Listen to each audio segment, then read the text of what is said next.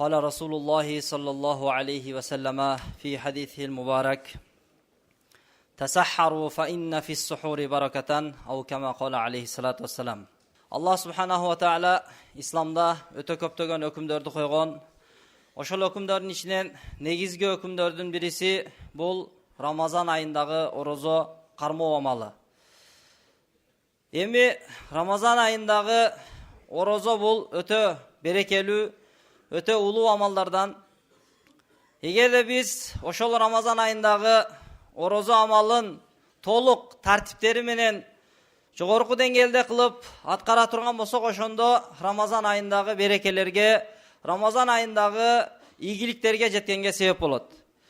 Oşol Ramazan orozosunun dağı toluk bolusu üçün Ramazan orozosunun dağı bir kança içinde amaldar var, şartları var. Emi orozo tutkan adam elbette her bir jamandıktan, her bir Allah narazı bolgon nerseden sak boluş gerek.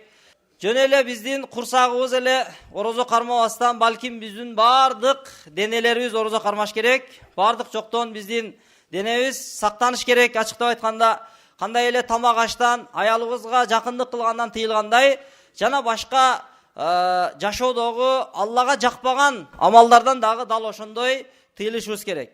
Эми ошол орозо деген бир Алланын ибадатынын ичинде сухур кылуу, ооз бекитүү деген амал бар. Ошол орозодогу ооз бекитүү амалы бул өтө берекелүү амал. Ашраф Али Таханави рахматуллахи алейхи айтат, эгерде кайсы бир адамдын курсагы ток болсо дагы ал адам biraz болсо дагы жеп коюш керек. Пайгамбар алейхиссалату вассаламдын сүннөтүнө амал кылыштык үчүн дейт. Эми кимдир бирөөнүн курсагы ток болсо дагы, жегиси келбей атса дагы, biraz болсо дагы бир нерсени жеп же болбосо biraz суу ичип койсо дагы ушул сүннөткө жетишет. Ачыктап айтканда, эртеменки сухур амалынын берекетине жетишет. Себеби хадисте дагы Пайгамбар алейхиссалату вассалам айтат, сухур кылгыла, эртеменки чайыңарды ичкиле, тамагыңарды. Чындыгында сухур кылыштыкта бул өтө көптөгөн берекелер бар дейт, баракатун берекелер бар. Демек, ошол берекеге жетиштик үчүн biraz болсо дагы жеп ичип коюш керекпиз.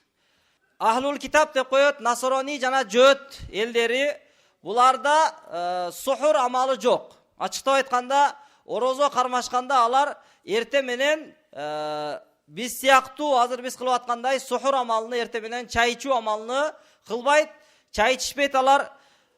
Биз ал эми мусулмандарды болсо Пайгамбар саллаллаху алейхи ва саллям дагы хадисинде айтып кеткен, عن عمرو بن العاص رضي الله عنه قال رسول الله صلى الله عليه وسلم Amr bin As radıyallahu anhu'dan rivayet kılat, Peygamber sallallahu aleyhi ve sellem aytты, biz menen ahlul kitaptardın jööt jana nasronilerin ortasındagı ayırmaçılık bul suhur jeştikte, ertemenki çaydı içүүdө deyt da.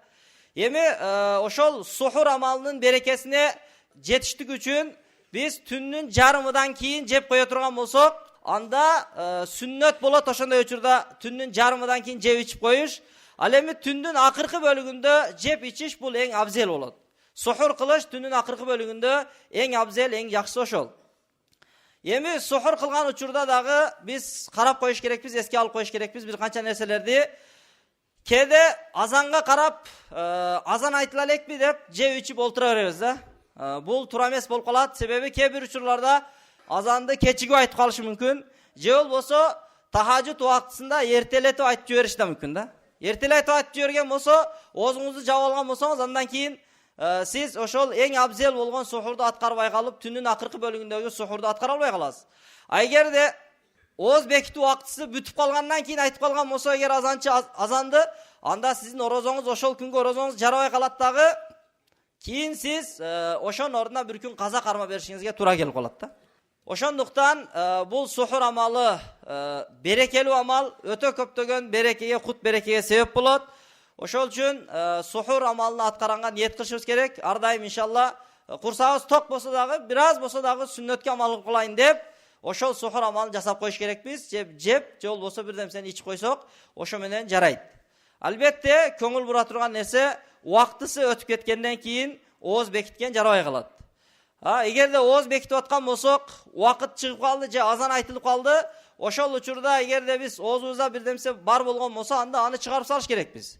Эгер кайсы бир адам чыгарбай эле оозунун жарымына оозунда турат, жутайын деп аткан кезде азан айтылып калган болсо, эгер аны ошо боюнча жутуп ие турган болсо, анда анын ошол күнкү орозосу жарабай калат дагы, кийин казасын кармап беришке туура келип калат да.